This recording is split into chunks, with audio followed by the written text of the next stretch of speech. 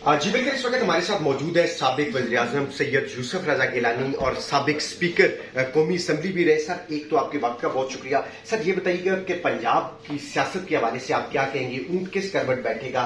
एक तो उनको गवर्नर की जानिब से एतमाद के वोट का भी कह दिया है और फिर उनके खिलाफ तहरीके अदम एतमाद भी जमा हो गई। सर, दोनों एट अ टाइम कैसे होगा सर? देखें, एक तो वोट ऑफ कॉन्फिडेंस का कहा है, दूसरा नो कॉन्फिडेंस है।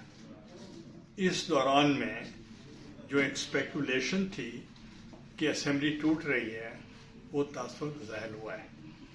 और दूसरा ये है कि जो भी मेंबर्स जो हैं उस ऑगस्ट हाउस के, वो फैसला करेंगे कि क्या करना है।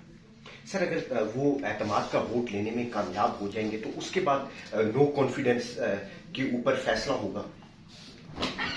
स्पीकर के खिलाफ भी है, उनके खिलाफ भी है।